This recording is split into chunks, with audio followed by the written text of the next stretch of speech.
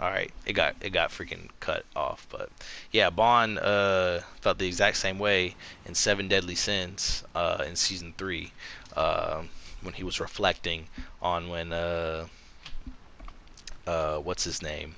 Uh, I forgot his name, dude. Uh, Dang, the main character, freaking the Sin of Wrath. Dang, I'm drawing a blank here, but Meliodas. Dang, um, when he you know, when he when he did what he did, he was just like, man, like instead of hating me, he forgives me, and he still has this smile and this love, this smile on his face, and he still likes, he wants to be my friend, and it conflicted him, as a person, and but he even knew that, but that's my best friend, and like it'd be easier if he just hated me back, but instead, you know, he was just like, hey, you gotta do what you gotta do. You gotta do what you gotta do. Just know I'm gonna still be your friend. It's like that's hard to swallow. Um, so, and then he still forgave him despite what had happened and what transpired. So it just goes back to just that whole saying or that whole teaching as far as what Jesus had taught, and then now going into The Last of Us and trying to show you and explain to you, hey, this is why forgiveness is so important.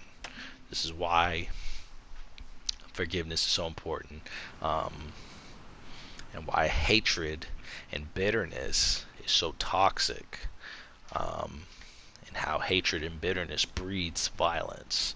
It breeds it like an infection.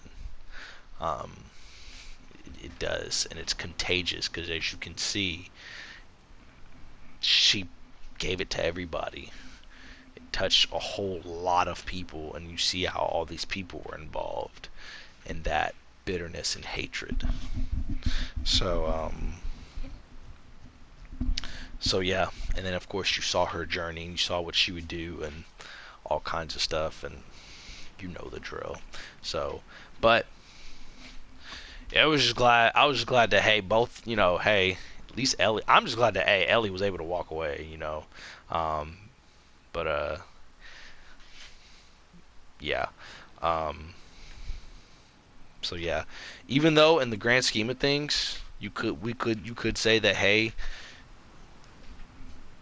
Abby didn't die, so all of that sacrifice was for nothing. You could say that in the grand scheme of things, but in actuality, it really wasn't for nothing because still, um, Ellie learned.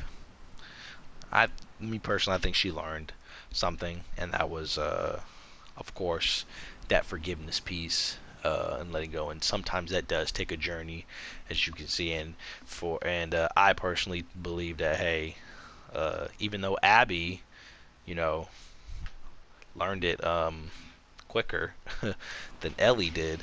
Ellie, well, actually, no, I take that back. Abby was still going on this journey because she was like, dude, she was still going like years, like about Joel, and she couldn't let go. So never mind, she couldn't let go of that until she finally killed him. And as you can see, she was still having dreams about it, and she couldn't let go. She couldn't. It just kept bothering her, and so she wanted to try to make it right by doing something different and trying to give back and help, her enemies, as you could see. But Ellie went through that journey of course, hatred and retribution, and ended up learning, you know, that uh, about herself, about hey, it's it's gonna leave you with nothing ultimately. Hatred and bitterness and whatnot, and retribution, it's gonna leave you with nothing. It's not gonna change anything. It's not gonna bring Joel back.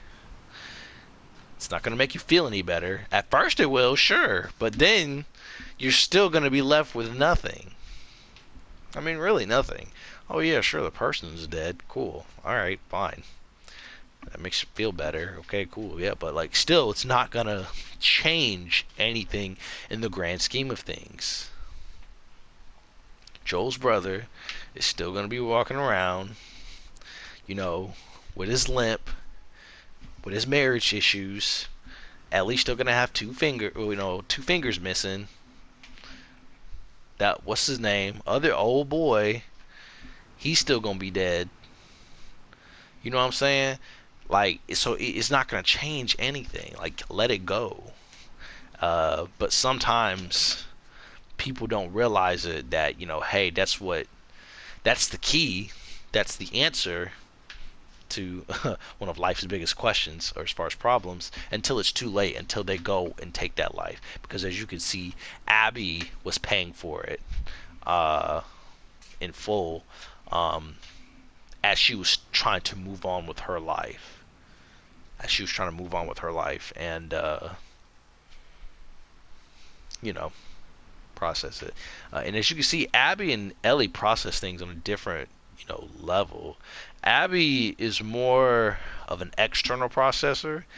She's big, bulky, and as you can see, she freaking she bulked up as far as from when she was, and she could solve a lot of problems with her fist, and she had no problem showing you that she was angry, or that she can get the job done or whatever. Or even when her friends died and she saw it, she cried. Or even when her friends fussed her out, she still cried. She showed emotion. You know what I'm saying?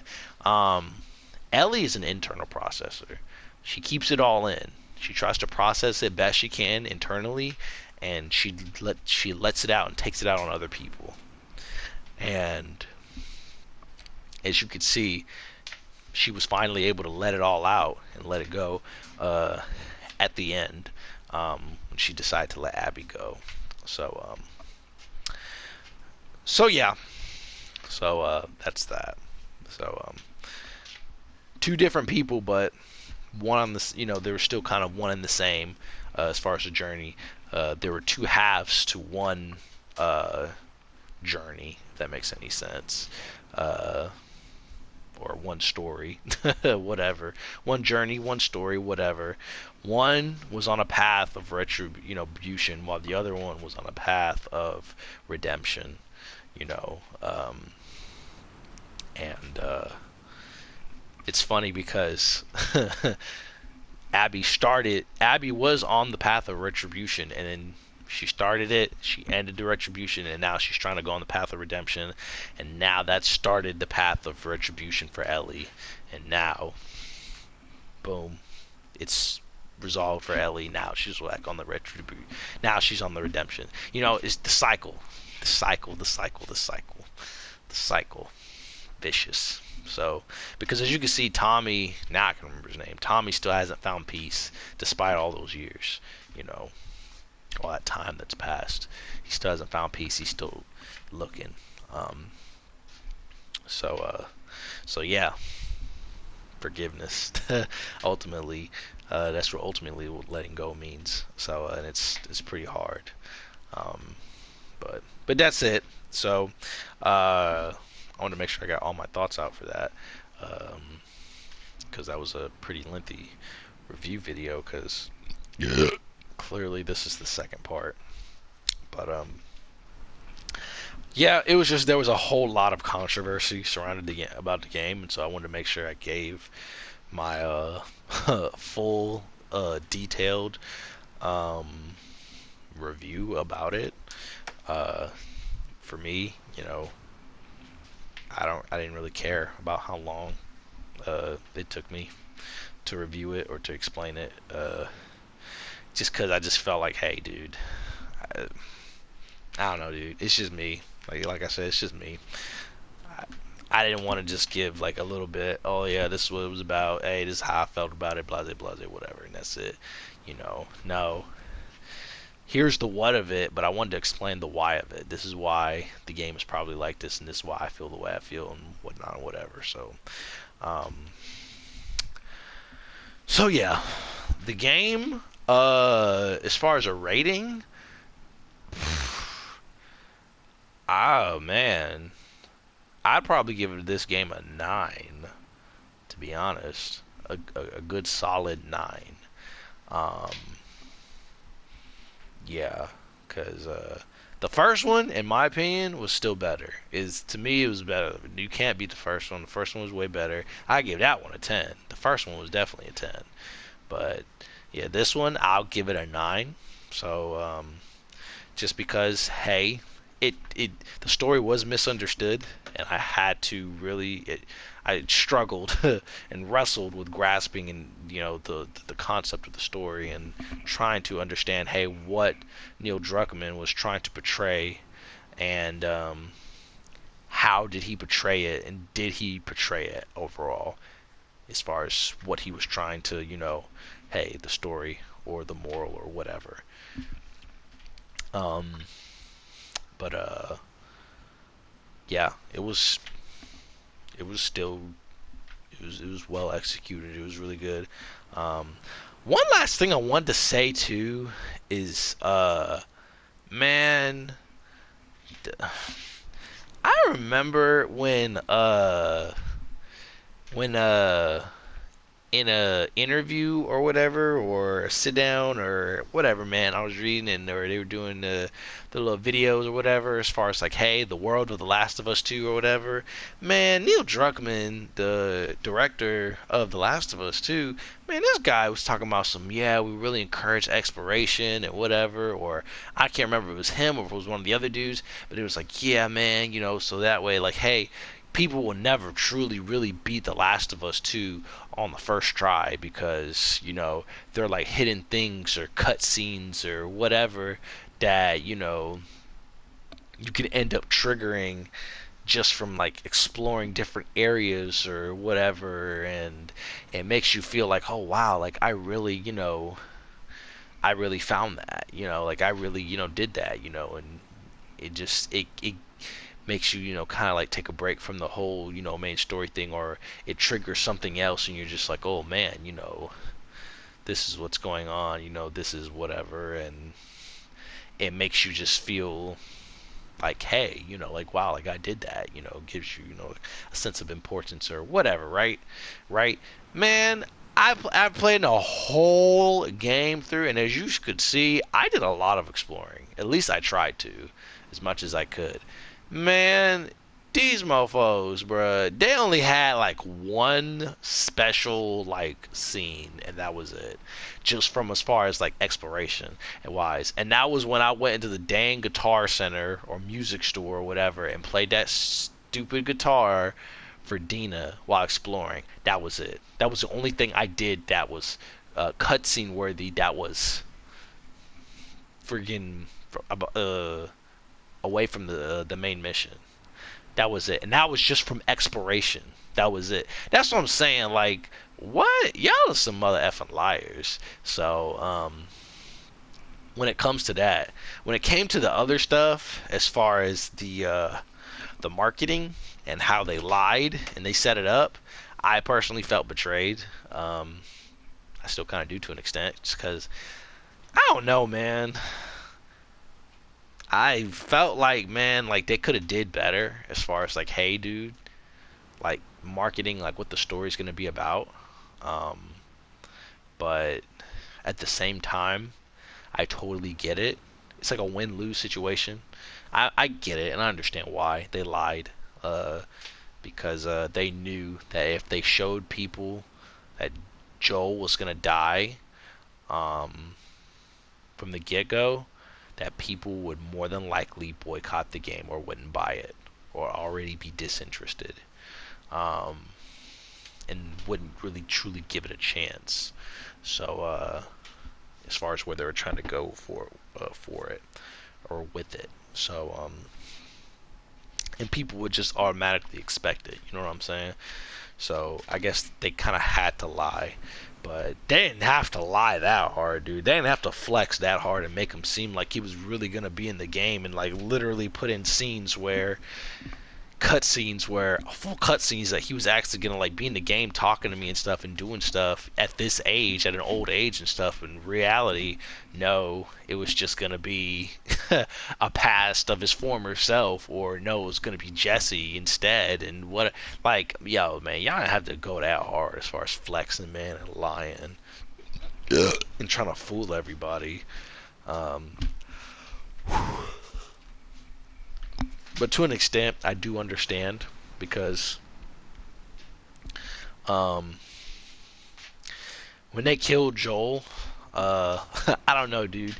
Like deep down inside of me, I still wanted him to like just be alive somehow, to just come out of nowhere and just be alive somehow. Um, so yeah, but as well, I could see that even when the very first Last of Us 2 teaser trailer was revealed, um, and they showed Joel come in and saw Ellie playing the guitar, and Joel was asking her, was like, "What are you doing, kiddo?" And how she said, "Hey, I'm gonna kill every last one of them," and that was it. Um, a lot of people, including myself, speculated from the jump, just from that teaser trailer alone, uh, Joel was gonna die, or Joel was probably already dead. So they had to come up with a way to, I guess, fool the masses and convince them that Joel was still, in fact, going to be alive and in the game. So that way they can kind of give us a I don't know, man. I don't know what the word I'm looking for, but I don't know. I literally don't even know the word I'm looking for. It's like 1:30 in the morning over here, like while I'm doing this, but I can't even remember the word. But anyways, they could just trick us for simpler words or simpler terms. Yeah, they could just trick us. Uh, so that way the story would be more surprising to the masses. So yeah, like I said, the story is definitely misunderstood. The main reason why I think a lot of people hate the game is because they want revenge and they want retribution and they want blood for blood. But then what? It's just another killing game about just going in and just killing everybody just to get revenge, and that's it. You've learned nothing. I mean, that's it. And that's it. You know what I'm saying? It's just like, okay, it's just another day in The Last of Us. Nobody learned anything. People are dead. This is what's up. That's it. Um, and I guess that's not the story that they were trying to portray and they were trying to tell, or they're trying to show. Um, so, because everybody's seen that. We've all seen that before in movies. They didn't want to make another story like that with The Last of Us. Um, because it's The Last of Us, for crying out loud. I mean, it's The Last of Us. You know what I'm saying? They're known for making really good storytelling games. Period. Storytelling and gameplay wise. Yeah. So they didn't want to make a simple freaking, oh yeah, let's find these people and kill them and it's revenge time and that's it. Like, just a simple revenge story. Like, no. They didn't want it to be just as simple as that because, dude, that really, that's a dime a dozen. You know what I'm saying? If I want a simple revenge story, dude, I would just go play Assassin's Creed 2. You know what I'm saying? Or I would just go play Assassin's Creed Brotherhood. Or I would just go play freaking Mafia 3. Or whatever the heck. You know what I'm saying? Like, I mean, whatever game it has a revenge story or a revenge plot, you name it. Okay, yeah, I'll play it. You know, that it's a dime a dozen. That's my point. It's a dime a dozen, but they didn't want to make basically an over glorified revenge, simple revenge story because we've seen those already. But instead, they wanted to try to show you a very human aspect of what true hatred uh, and revenge looks like and how it drives us to becoming uh, these people. These people who were really weren't to begin with. Because as you could see, Ellie was hardening up over time and was just becoming different and harder and harder. She wasn't as big and bulky and buff as freaking Abby, but she was like that on the inside, and she had no problem showing that with her use of force and violence. So, um, and so yeah, and I felt so bad for Ellie at the end when she started crying, because you could really see the loss and the pain on her face, as she just started letting go and kind of just coming to that acceptance phase of just accepting Joel's death for what it is, and that he really is gone. Because she really did treat him like a dick. She really did be like, treat him like an asshole when he was alive. And I personally think it was just because she was still mad about, him taking her from the hospital and that happening. So, so yeah. Um, so yeah, I just wish they had more. Damn, dude, I really wish they had more Ellie and Joel time while they're older. I really wish they had more of that instead of when they were younger. No, I want it while they're older. Times like that between them two. But Naughty Dog said, hey, they felt like they had already told that story. When they were younger, they didn't want to tell the same story again. They want to tell a different story, which I guess I get it, dude, but I want my cake and eat it too. That's just me. So, but that's it as far as The Last of Us Part 2. So it's a very long review. So I guess I apologize, but not really. So thanks for sticking around and listening to it. Because because I'm always gonna be honest, straight up. I'm always gonna give my detailed $1.20 of whatever the heck. So yeah, if you listened, great. If you didn't, hey, oh well. So, but that's it as far as Last of Us. I hope the next game, as far as that they make, as far as for Last of Us wise, will be groovy and will be good. It will be able to tie all of this together, as far as into a trilogy. That would be pretty interesting. That'd be pretty cool. We'll see. So, that's it. Goodbye, people.